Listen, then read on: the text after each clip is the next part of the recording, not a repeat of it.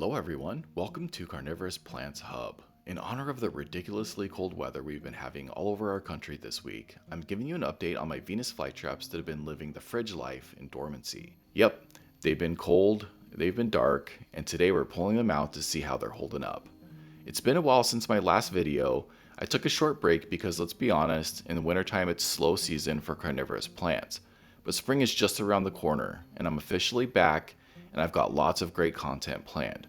So let's make sure you hit that like button and subscribe so you don't miss out on anything. Alright, let's get into it. Here are the fly traps that have been chilling in refrigerator dormancy. You'll notice that I've labeled and dated them.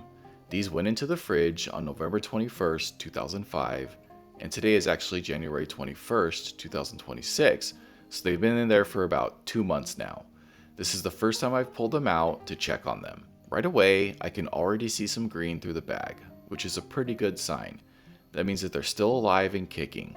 Let's open this up and take a closer look. First up here, we have the A2 Fang, and honestly, it's looking pretty good.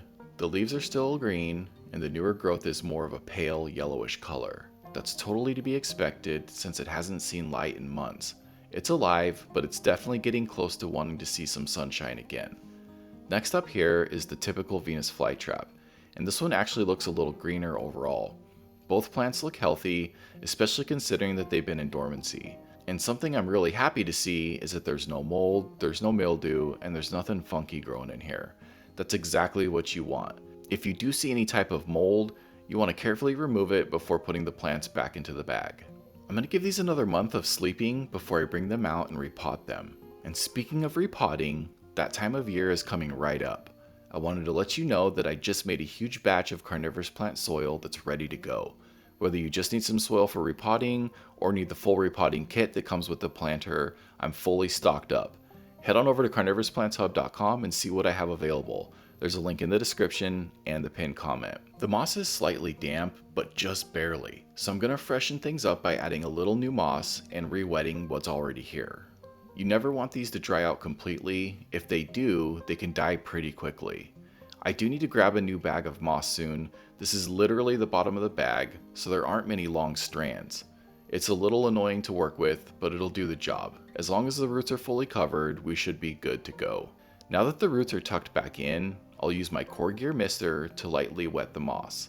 Not soaking wet, just damp enough to last another month or so. Make sure that the roots are fully covered and in contact with the moss so they don't dry out. Once that's done, slide the plant back into the bag, and it's ready to go back into dormancy. I'll repeat the same process with the second fly trap, cover the roots, mist it down, and tuck it back in for another month. When we pull these out next time, we'll need to slowly acclimate them back to the light. You can already tell by the pale green and yellowish new growth that these are going to be sensitive.